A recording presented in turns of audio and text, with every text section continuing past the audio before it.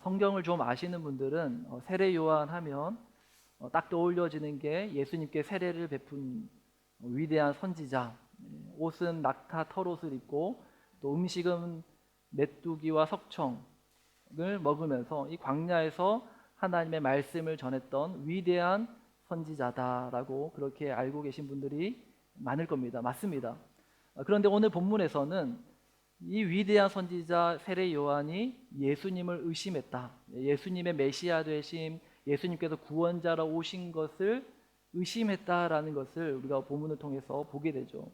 본문 2절을 보시면 요한이 옥에서 그리스도께서 하신 일을 듣고 제자들을 보내요. 요한이 감옥에 갇혀 있을 때 그리스도께서 하신 일을 제자들을 통해서 들어요. 그리고 그 제자를 보내서 질문을 합니다.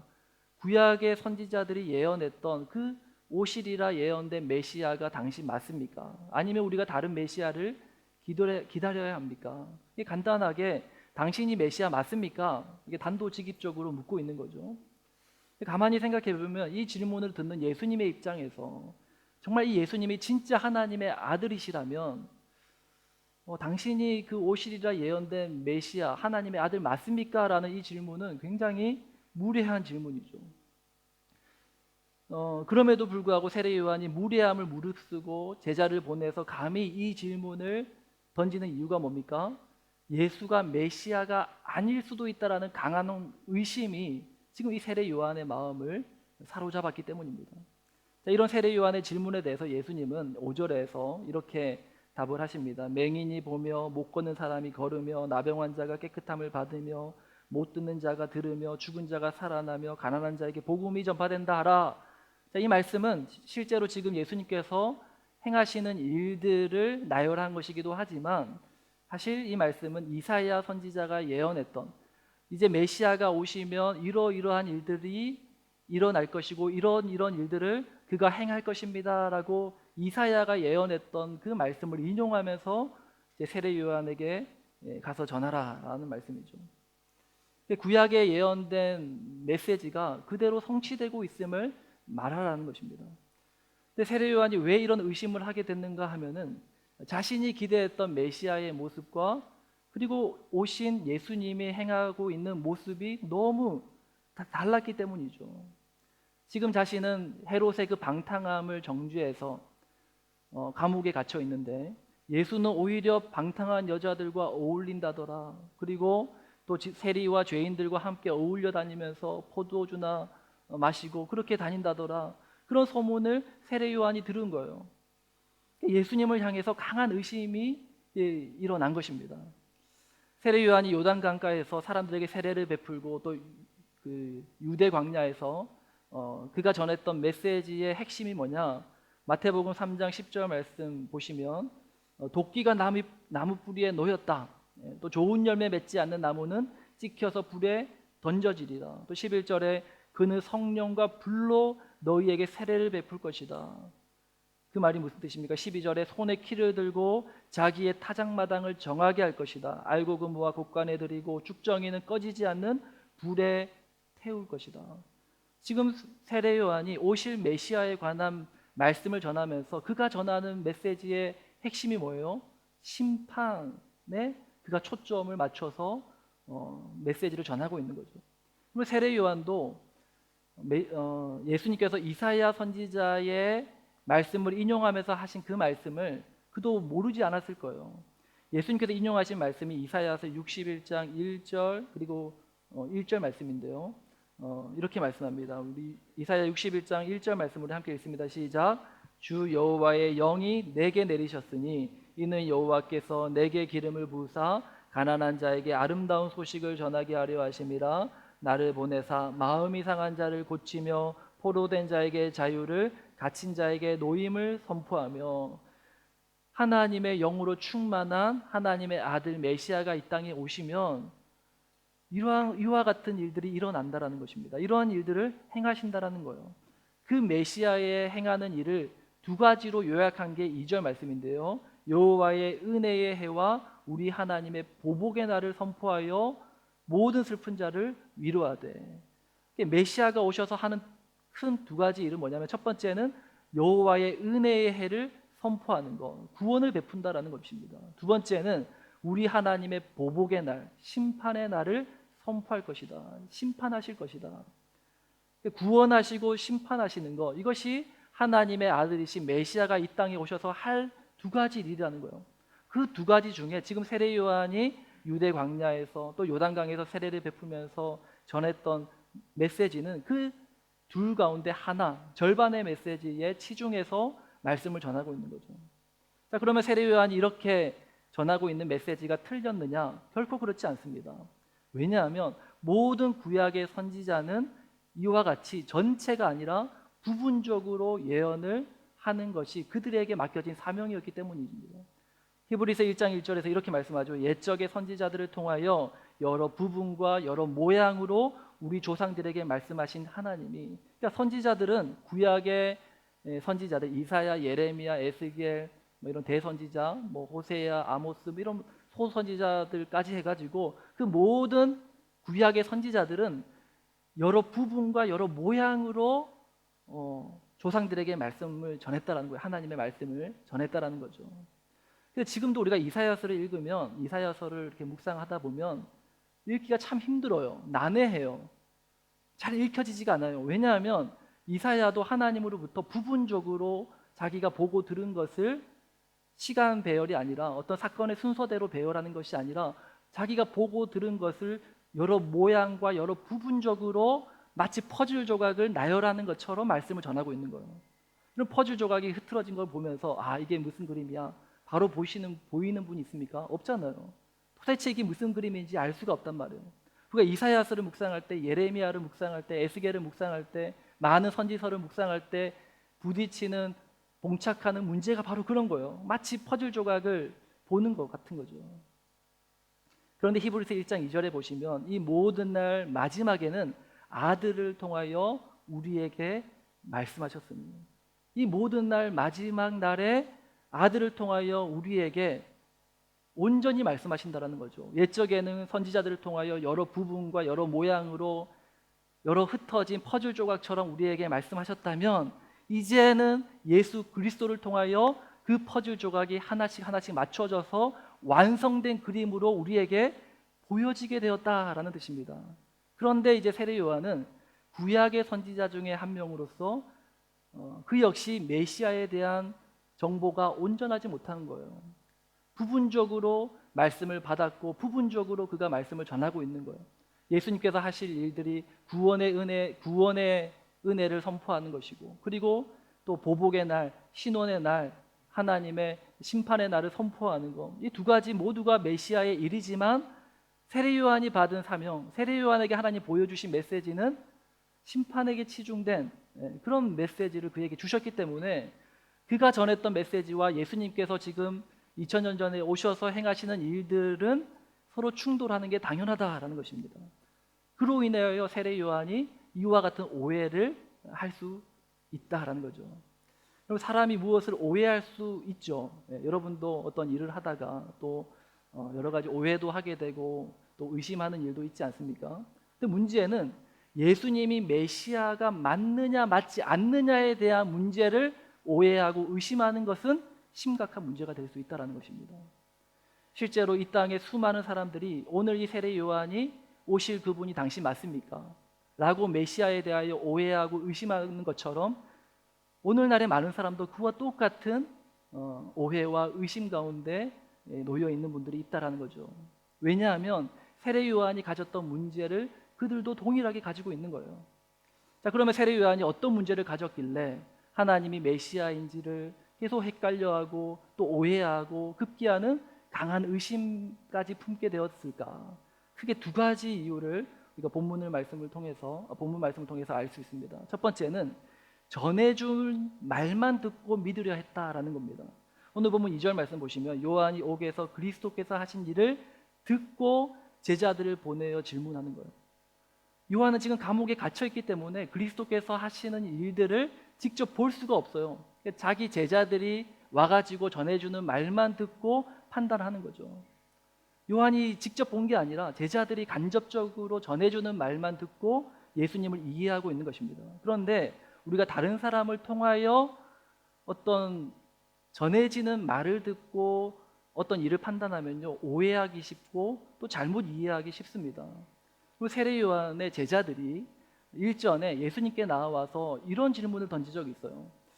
마태복음 9장 14절인데요. 이렇게 이제 요한의 제자들이 예수님께 나와서 질문합니다. 우리와 바리새인들은 금식하는데 어찌하여 당신의 제자들은 금식하지 아니하나이까? 여기 지금 예수님께 와서 질문하는 요한의 제자들의 태도가, 말투가 예의 바르고 정중해 보입니까? 아니면 뭔가 좀 마음에 불평, 불만, 뭔가 좀 쎄한 게 있습니까? 눈치가 좀 빠르신 분들은 대번에 알 수 있죠. 뭔가 좀 쎄하죠. 불만이 있는 거예요.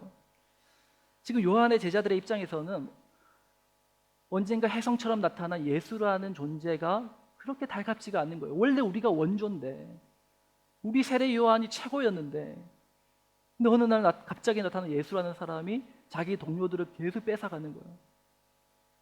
그런데 지금 자기 스승은 감옥에 갇혀 있고, 자신들은 자기 스승의 신조대로 금식하면서 또 메뚜기와 석청만 먹으면서 그렇게 신앙생활 하는데, 보니까 예수와 그의 제자들은 맨날 놀고 먹으면서 세리와 죄인들과 함께 어울리면서 그렇게 지내고 있는 거거든요. 기분이 썩 좋지 않은 거예요. 그런 요한의 제자들이 지금 요한에게 가가지고 예수님께서 지금 저 밖에서 이러이러한 일들을 행하고 있습니다 라고 전하는 말이 제대로 전달될 것 같습니까? 그러면 A라는 사람과 B라는 사람이 서로 대화를 나눠요. 대화 중에 A라는 사람이 어떤 C라는 사람에 대해서 이야기를 합니다. 그 친구 너무 웃기지 않아? 이렇게 얘기를 했다고 합시다. 나중에 이제 B가 C라는 친구에게 가가지고, 야 글쎄 내가 없는 말 하는 게 아니고 지어낸 게 아니라 A가 너에게 뭐라고 하는 줄 알아? 너 보고 뭐라는 줄 알아? 너 진짜 웃기네래. 이렇게 말했다고 생각해 보세요. 그럼 B는 C에게 A가 한 말을 그대로 전했어요. 그 친구 너무 웃기지 않아? 근데 이 과정에서 B라는 사람은 자기 중심적으로 자기 주관적인 생각이 추가되어서 C라는 사람에게 그 말을 전하고 있는 거예요. 똑같은 말을 전하고 있지만 그 말의 뉘앙스와 느낌은 완전히 다르다는 거죠. C라는 사람이 이 B라는 사람의 말을 들으면 A라는 사람이 한 그 말, 아, 그 친구 진짜 웃기네 아니야? 라는 그 말을 그 상황 가운데서 진짜 A가 한 그 의도대로 받아들일까요? 아니면 B라는 친구가 하는 그 말의 뉘앙스를 가지고 거기에 생각에 덧붙여진 말로 그것을 받아들일까요? 당연히 후자겠죠. 나중에 이제 C가 A한테 가가지고 너 진짜 이렇게 말한 거 맞아? 사실 확인하겠습니까? 하는 분들도 있겠죠. 간혹 있더라고요. 근데 대부분은 그렇게 하지 않는단 말이에요. 그냥 기분 나쁜 그 상태로 A에 대한 오해만 남고 있는 거예요. 아, 쟤는 나를 웃기네로 보지. 나중에는 그 친구와의 어떤 관계에 균열이 생기고요. 뭘 하더라도 그 친구와는 관계를 좀 멀리하게 되는 거예요. A라는 친구는 전혀 그런 의도가 없었는데 오히려 호의적으로 너무 그 친구와 함께 있으면 재밌지 않아? 그 친구 너무 유머러스하지 않아? 그런 의도로 그런 맥락으로 말한 건데 오히려 그 말이 와전되고 오해를 사서 전달될 수 있다라는 거죠.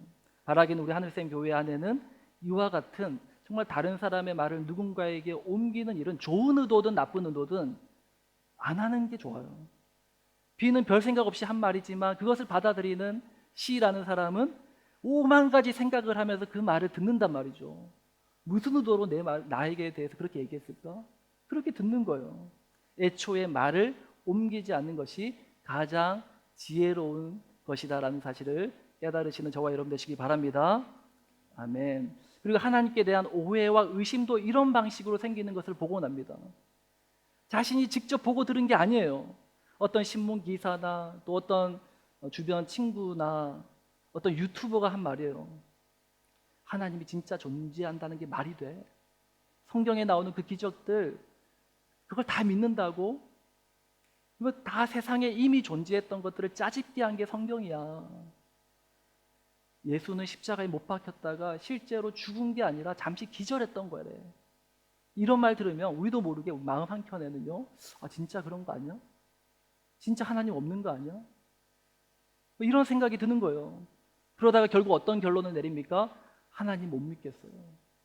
하나님 안 믿어져요. 아무리 믿으려고 해도 안 믿어지는데 어떡해요? 그럼 믿음이란 지식과 동의와 신뢰 이 세 가지 요소가 포함된 것을 말합니다. 믿음이 시작되려면 가장 먼저 뭐가 있어야 돼요? 지식이 있어야 되는 거예요. 믿는 대상에 대해서 아는 것도 하나도 없는데 아는 게 있어야 동의를 하든지 반대를 하든지 할 거 아니에요. 배운 것도 없고 아는 것도 없으면서 못 믿겠다, 안 믿겠다, 안 믿어진다. 어불성설, 말이 안 되는 거예요. 최소한 못 믿겠다, 안 믿어진다라는 말을 하려면 내가 믿었던 그 하나님이 과연 어떤 말씀을 하셨는지 진지하게 적어도 한 번이라도 읽어보고 알아보고 배워보고 해보고 나서 내가 내 두 눈으로 직접 보고 확인하고 난 다음에 판단을 내리는 게 맞잖아요. 요즘 매일 성경 본문 호세아서인데요. 호세아서 4장 6절에서도 똑같은 문제를 하나님께서 이스라엘 백성들에게 지적합니다. 내 백성이 지식이 없음으로 망하는도다. 이스라엘 백성들이 왜 심판받고 왜 망했느냐? 나를 아는 지식이 없다라는 거예요. 하나님을 몰라도 너무 모른다라는 거예요. 모르니까 믿을 수가 없죠. 하나님을 아는 지식이 없으면요, 절대 제대로 된 믿음이 형성될 수 없습니다. 여러분들이 직접 하나님의 말씀을 읽고 묵상하고 배워가면서 하나님을 아는 지식이 깊어가고 그리고 하나님께 대한 온전한 믿음을 가지고 신앙생활해 나가는 우리 모두가 될 수 있기를 주님의 이름으로 축복합니다. 자, 그리고 세례 요한이 예수님에 대해서 오해하고 또 의심하는 두 번째 이유가 뭐냐? 바로 자신의 상황에서 자신이 믿고 싶은 것만 믿으려 했기 때문이다라는 겁니다. 그리고 세례 요한이 지금 어디에 갇혀 있습니까? 감옥에 갇혀 있어요. 자, 이것은 세례 요한이 처한 어떤 현실의 상황이라면 세례 요한의 어떤 영적인 상황은 어디에 갇혀 있는지를 오늘 보면 13절에서 예수님께서 하시는 말씀을 통해서 우리가 알 수 있습니다. 모든 선지자와 율법이 예언한 것은 요한까지니. 이 말이 무슨 뜻인가 하면은 여기서 모든 선지자와 율법이 의미하는 바는 뭐냐면 구약 성경을 지칭하는 표현이에요. 신약 성경에서 어떤 율법이라는 표현은 모세오경을 지칭하는 표현이고요. 또 선지자라는 이 표현은 역사서와 시가서를 포함한 선지서 전체를 통칭하는 표현입니다. 그래서 율법과 선지서는 구약 성경 전체를 말하는 거죠. 그러니까 세례 요한은 예수님을 만났지만 정작 그 자신은 구약의 패러다임에 갇힌 자였다라는 사실을 말씀하고 있는 거예요. 사람이 낳은 자 중에서는 가장 복된 자이지만 그러나 너희가 이보다 더 복받은 자다. 뭡니까? 그 자는 구약의 선지자로서 가장 큰 복을 받았고 그리고 오시리라 예언했던 그 메시아를 자기 두 눈으로 직접 본 자지만 그러나 여전히 그는 구약이라는 패러다임에 갇힌 자로 메시아를 보고 있는 거예요. 무슨 말인가 하면 세례 요한 역시 지금까지 구약 시대로부터 흘러내려오고 있는 유대인들이 가지고 있는 메시아 대망 사상을 가지고 예수님을 보고 있다는 거예요. 그의 메시아에 대한 예언의 메시지는 뭐였습니까? 심판이 핵심 사상이었잖아요. 왜 그런가 하면 유대인들의 이 메시아 대망 사상은 메시아가 오면 우리를 박해하고 핍박했던 저 로마 사람들을 다 심판하고 죽이고 하나님이 우리를 구원해 주실 거야. 그런 선민 사상, 그런 메시아 대망 사상이 유대인들 가운데 뿌리 깊게 박혀 있었단 말이죠. 세례 요한 역시 그런 패러다임 안에서 메시아를 보고 있는 거예요. 그 한계를 벗어나지를 못하고 있는 겁니다. 물론 유대교 지도자들이 가지는 그 기득권 세력들의 메시아 대망 사상과는 세례 요한이 가졌던 메시아 대망 사상은 조금 결이 다르긴 하지만 결국에는 자기 상황, 자기 중심적 관점에서 메시아를 바라보고 있고 기대하고 있고 대망하고 있다라는 것에서는 크게 다르지 않다라는 겁니다. 세례 요한뿐만 아니죠. 예수님에 따랐던 제자들도 예수님께서 이제 예루살렘으로 들어가시면 예수님이 왕이 되시면 이제 고생 끝, 행복 시작. 예수님의 좌우편에 우리가 앉아서 이제 예수님과 함께 이 땅을 떵떵거리며 잘 살 거야. 이 모든 것이 자신들이 처한 상황에서 자신들이 믿고 싶은 것만 믿으려는 인간의 자기중심적인 자신이 만들어낸 하나님을 믿고 있고 있는 거다라는 겁니다. 오늘 설교의 제목이 무엇입니까? 동상이몽이라고 지었습니다. 예수님과 손발이 하나도 안 맞는 거예요. 예수님과 동시대를 살았던 세례 요한도 안 맞고요. 예수님의 제자들도 안 맞았다면 오늘날 이 현대를 살아가는 우리야 오죽하겠습니까? 그래서 예수님께서 그때나 지금이나 이러한 세대를 가리켜 이런 비유의 말씀을 하시죠. 16절, 17절. 우리 잠을 깨는 의미에서, 우리가 집중하는 의미에서 우리 다 같이 16절, 17절 말씀 다 같이 읽습니다. 시작. 이 세대를 무엇으로 비유할까? 비유하건대 아이들이 장터에 앉아 제 동물을 불러 이르되 우리가 너희를 향하여 피리를 불러도 너희가 춤추지 않고 우리가 슬피 울어도 너희가 가슴을 치지 아니하였다 함과 같도다. 예수님이 하시는 사역에 전혀 공감이 안 된다는 거예요. 예수님이 웃으라고 재밌으라고 막 유머를 던지는데 썰렁한 거예요. 마치 여러분처럼 제가 몇 날 며칠을 고민하면서 유머를 막 썼는데 분위기 쎄한 거 있잖아요. 그런 거죠. 그리고 예수님은 막 지금 슬피 울고 계시는데 겟세마네 동산에서 막 이 잔을 내게서 할만하시거든 옮기시옵소서, 땀이 피가 되도록 기도하시는데 그때 제자들은 골아떨어져 잠이나 자고 있는 거예요. 분위기 파악을 못하는 거예요. 예수님의 사역에 전혀 공감을 못하는 겁니다. 세례 요한이 구약의 세계관 안에 갇혀가지고 예수님을 보면요 절대로 보이지 못한다라는 거예요. 마찬가지입니다. 우리도 우리의 경험이 만들어낸 내 고집과 내 아집이 만들어낸 내 세계관 안에서 예수를 보면 내가 보고 싶은 것만 보게 되고요, 내가 듣고 싶은 말씀만 듣게 되고요, 내가 믿고 싶은 것만 믿게 되더라는 겁니다. 다른 건 보이지 않는 거예요. 당시 예수님은요 세례 요한을 책망한다기보다는 세례 요한을 예로 들어서 당시 사람들의 그 세계 안에 갇혀서 예수님을 영접하지 않은 유대교 안팎의 모든 사람들을 책망하시는 말씀이죠. 그들을 향해서 18절에 이렇게 말씀하시죠. 요한이 와서 먹지도 않고 마시지도 아니하며 그들이 말하기를 귀신 들렸다 하더니, 세례 요한이 금욕주의적인 모습으로 막 생활하니까 먹기 좋아하고 마시기 좋아하는 사람들은 귀신 들렸다, 미쳤다, 신앙생활 열심히 하는 사람들 보고 유난 떤다, 저 뭘 그렇게 유난 떨면서 하냐, 그렇게 말하지 않습니까? 19절 보시면 인자는 와서 먹고 마시며 말하기를 보라 먹기를 탐하고 포도주를 즐기는 사람이요 세리와 죄인의 친구로다 하니 지혜는 그 행한 일로 인하여 옳다함을 얻느니라. 예수님 보고 스스로 경건하다라고 말하는 바리새인들이나 이런 자들은 먹기를 탐하고 포도주를 즐기는 사람이라고 비아냥거리는 거예요. 전혀 공감을 못하는 거예요. 자기 생각, 자기 기준, 자기 시선에서 자기가 옳은 대로 판단하고 정죄하고 사람들을 책망하는 것입니다. 우리는 어떻습니까? 전능하신 하나님, 우주 만물을 창조하신 그 하나님을 바라보면서 그 하나님을 내가 원하는 신의 모습으로 만들어서 섬기고 있지 않습니까? 마치 내 수호신처럼. 누군가에게는 하나님은요 돈의 신이에요. 누군가에게 하나님은 건강의 신이고요, 누군가에게 하나님은 성공의 신이 되어버린 겁니다.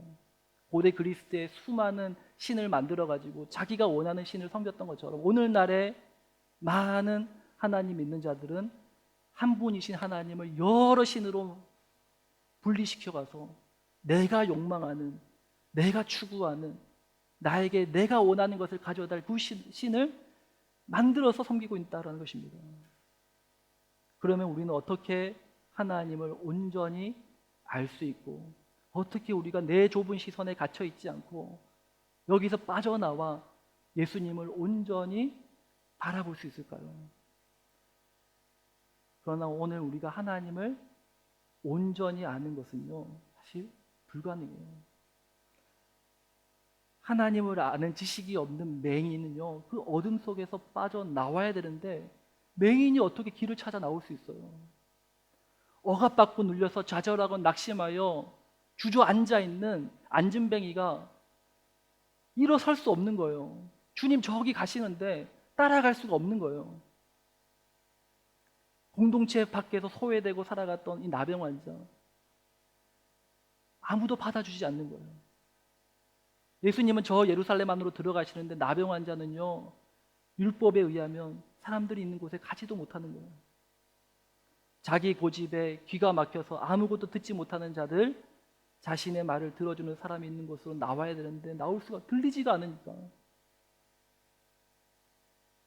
죽은 자들, 생명이 없는데 어떻게 움직일 수가 있겠습니까? 물질의 문제로 항상 궁핍과 결핍 가운데 사는 자들, 은혜 가운데 나와야 되는데 늘 신세 한탄만 하고 있는 거예요. 자기 스스로의 힘으로는요, 자기를 가두고 있는 그 세계 밖으로 나올 힘이 맹인에게, 못 걷는 자에게, 나병한 자에게, 못 듣는 자에게, 죽은 자에게, 가난한 자에게는 그 힘이 없더라는 것입니다. 자기만의 세계를 깨고 나올 힘이 없는 거예요. 나가고 싶고 나가야 하고 나가야만 하는 줄 알지만은 여전히 그 현실에 짓눌려서 살아가고 있다라는 것입니다.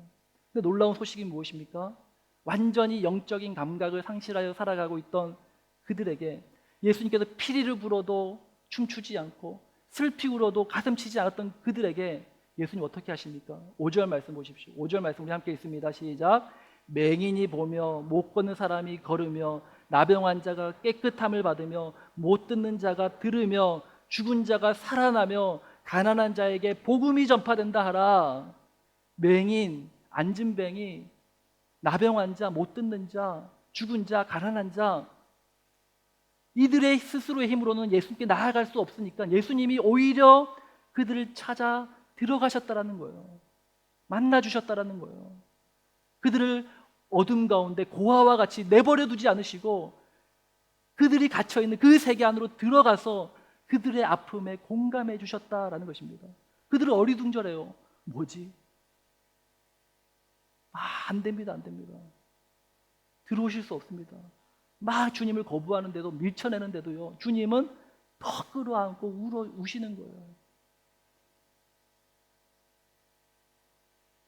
디모데전서 2장 5절 말씀입니다. 쉬운 성경인데요, 하나님은 오직 한 분이십니다. 하나님께 나아갈 수 있는 방법도 한 가지뿐이므로 오직 예수 그리스도를 통해서만 가능합니다. 이것을 위하여 예수 그리스도께서는 사람의 몸으로 이 땅에 오셨습니다.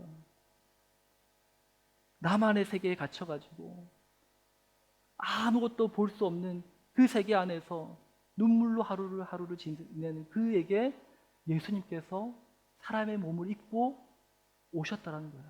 만나 주셨다는 거예요. 이제는 우리가 선택할 차례입니다. 6절 말씀 보십시오. 6절 말씀 우리 함께 읽습니다. 시작. 누구든지 나로 말미암아 실족하지 아니하는 자는 복이 있도다 하시니라. 누구든지 예수님을 의심하지 않는 자는 복이 있다. 의심하지 않고 나를 영접하는 자는 복이 있을 것이다. 간혹 어떤 성도님들을 만나면 얘기해요. 하나님이 안 믿어진대요. 하나님이 계신지 모르겠대요. 물론 그분들 가운데 하나님 진짜 안 믿어지고 하나님을 진짜 안 믿는 분들도 계시지만 간혹 보면 분명 이분은 하나님을 믿고요, 하나님을 경험했고요, 하나님을 알아요. 그런데 정작 본인은 그걸 받아들이지 못하는 거예요. 성경은 하나님을 아버지라고 고백하는 것, 예수를 주로 시인하는 것, 그 마음에 하나님을 알고 싶고 하나님 만나고 싶고 그 마음 가운데 그와 같은 착한 마음을 주시는 분이 성령님이라고 분명히 말씀하시는데 이미 찾아오신 그 예수님을 향해서 오실 그분이 당신 맞습니까? 아니면 내가 다른 분을 기다려야 됩니까? 계속해서 말하는 거예요. 여러분 자녀들이 여러분들에게 어느 날 와서 얘기합니다. 아빠 진짜 내 아빠 맞아? 어디서 주워 온 거 아니야? 엄마 진짜 내 친엄마 맞아?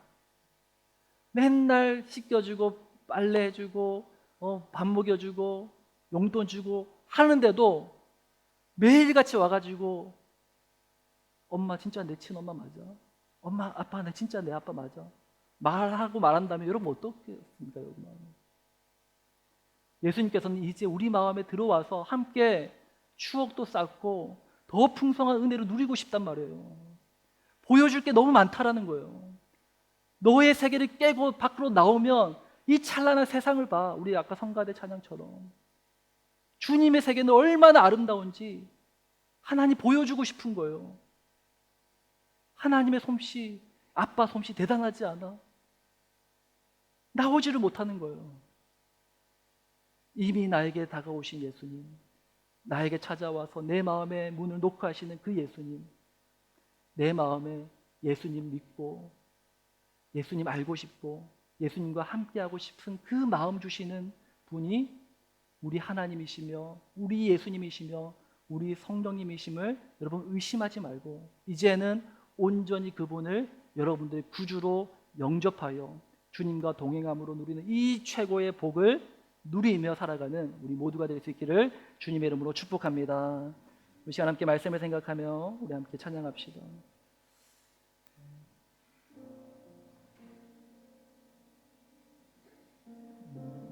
말씀의 내용을 생각하면서 이 찬양의 가사로 우리의 믿음을 고백하며 나아가겠습니다. 허무한 시절 지날 때 허무한 시절 지날 때 깊은 한숨 내쉴 때 그런 풍경 보시며 단식하는 분이 있네. 고아같이 너희를 버려두지 않으리. 내가 너희와 영원히 함께하리라. 성령이 오셨네. 성령이 오셨네. 성령이 오셨네. 내 주에 보내신 성령이 오셨네. 우리 인생 가운데 친히 찾아오셔서 그 나라 꿈꾸게 하시네. 억눌린 자 갇힌 자 자유함이 없는 자 피난처가 되신 피난처가 되시는 성령님 계시네. 주의 영이 계신 곳에 주의 영이 계신 곳에 자유가 있다네. 참 자유가 있다네. 진리의 영이신 진리의 영이신 성령이 오셨네. 성령이 오셨네. 성령이 오셨네. 성령이 오셨네. 내 주에 보내신 성령이 오셨네. 우리 인생 가운데 친히 찾아오셔서 그 나라 꿈꾸게 하시네. 성령이 오셨네. 성령이 오셨네. 성령이 오셨네. 내 주에 보내신 성령이 오셨네. 우리 인생 가운데 친히 찾아오셔서 그 나라 꿈꾸게 하시네. 기도하며 나아갑니다. 주님 오셔서 나의 영의 눈을 뜨게 하여 주시고 낙심하여 주저앉아 있는 자를 걷게 하여 주시고 우리 교회 안에서 소외되고 분리된 자를 주께서 끌어안아 주시옵고 내 고집과 내 아집으로 막혀있는 내 귀를 열어 주의 말씀을 듣게 하여 주옵소서. 영적으로 죽은 자가 다시 살아나게 하여 주시옵소서. 함께 주님의 말씀을 붙잡고 기도하며 나아가겠습니다. 오 하나님 아버지, 내 이름을 보며 못 걷는 사람이 없고 남의 원자가 깨끗한 성령이 오셨네. 자가 다시 살아나는 성령이 오셨네. 내 주에 보내신 성령이 오셨네. 우리 인생 가운데 친히 찾아오셔서 그 나라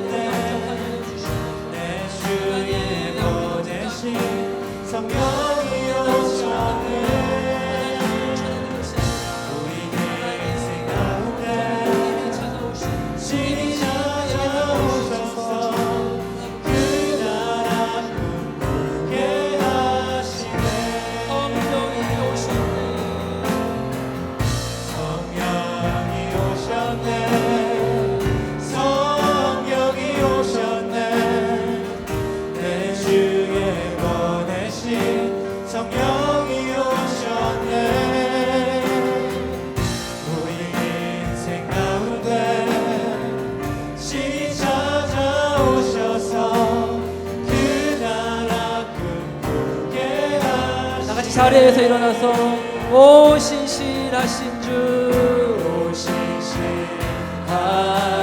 주, 오 신실하신 오 신실하신